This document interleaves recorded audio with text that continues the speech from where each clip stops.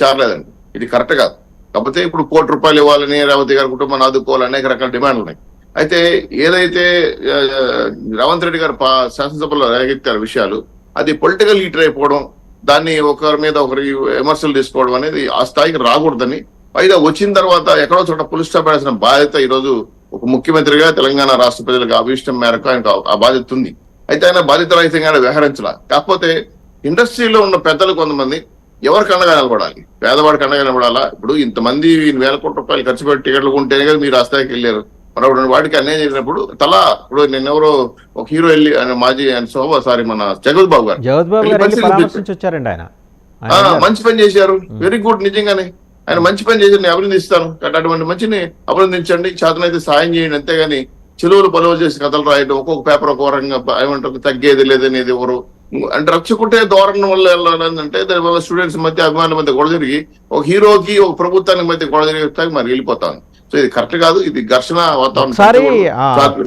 మన తెలంగాణ ప్రభుత్వానికి సంబంధించి ఏసీపీ నిన్న ప్రెస్ క్లబ్లో ప్రెస్ మీట్ పెట్టి మాట్లాడారు. ఒకసారి ఆయనే మాట్లాడారు, చూద్దామండి.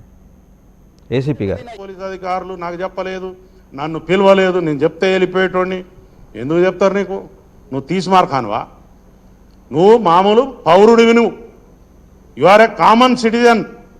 నీకు సిటిజన్షిప్ ఇక్కడ ఉందో లేదో కూడా తెలియదు. నీ ఆధార్ కార్డు ఎక్కడ ఉందో మాకు తెలియదు. ఫస్ట్ ఆంధ్రాలో ఉందా, తెలంగాణలో ఉందా? ముందు అది డిక్లేర్ చేయి మాకు.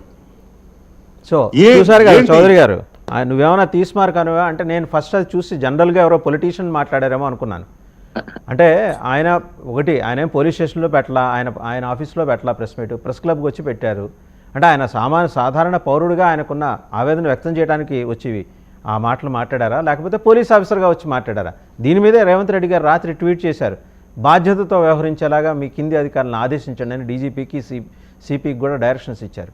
అల్లు అర్జున్ తీస్మార్ఖానో మరొకటో ఇంకొకటో అయిన విషయాలు పక్కన పెట్టడం, తర్వాత నువ్వు సాధారణ పడివి, ఆయన ఆధార్ కార్డు ఎక్కడుంటే ఈయనకి ఎందుకండి? ఆంధ్రాలో ఉంటే ఏంటి, తెలంగాణలో ఉంటే ఏంటి? వితౌట్ ప్రోటోకాల్ పద్ధతి లేకుండా, ఇన్ఫార్మ్ లేకుండా, ఐఏఎస్ ఆఫీసర్స్ కి ఇన్ఫార్మ్ లేకుండా ప్రెస్ మీట్ పెడితే అది వ్యక్తిగత అభిప్రాయమే. గతంలో ఆంధ్ర రాష్ట్రంలో వైసీపీ నాయకులు చేసిన ఘనకార్యాలకి వాళ్ళని వరుసగా తీసుకుంటున్నారు. ప్రెస్ మీట్లు డీజీపీలు, సిపిసిఐడీలు అని ఇలాంటి వాళ్ళు పోయి వీళ్ళు ప్రెస్ మీట్లు పెట్టేది ఢిల్లీలో పెట్టారు మా వాళ్ళు అయితే ఆంధ్ర రాష్ట్రంలో. సో దాన్ని ఆదర్శంగా తీసుకుని మాట్లాడుతున్నాను. కానీ పూర్తిగా వ్యక్తిగతంగా మాట్లాడినట్టున్నాడు. నేను కూడా వ్యక్తిగతంగానే తీసుకున్నా. అది కరెక్ట్ అయిన పద్ధతి కాదు. ఒక అధికారిగా తన చట్టం ఎలా చెప్తుందో, న్యాయం ఎలా చెప్తుందో వెళ్ళాలి. కానీ నేను అలా అనుకుంటున్నాను ఇలా అంటే ఒక ఏ రకంగా విమర్శన హక్కులు లేవు సార్. మాట్లాడచ్చు, మాట్లాడారు, చాలా పద్ధతిగా చెప్పారు. రియల్ హీరోస్ బాధ్యతతో వ్యవహరించాలి, వారు స్క్రీన్ మీదే కాదు విడిగా కూడా చాలా బాధ్యతగా ఉండాలి అని అన్నారు. ఒక్క మాట ఆయన ఎక్కడా కూడా ఒక తులం అవుటు తప్పి మాట్లాడాలి. ఆయన సిపి గారు మాట్లాడారు, దర్యాప్తు కొనసాగుతోంది, we're investigating all the angles అని చెప్పి మాట్లాడారు. ఎక్కడ కూడా తూకం తప్పి మాట్లాడాల. మరి ఈయన ఎందుకు ఇట్లా మాట్లాడారో సరే, గవర్నమెంట్ మేలుకొంది, రాత్రి సీఎం గారు ట్వీట్ చేశారనుకోండి, ఏదో శాఖాపరమైన చర్యలు ఉంటాయి. ఒకసారి మెరుపుల మహేష్ గారి దగ్గరికి వెళ్దాం.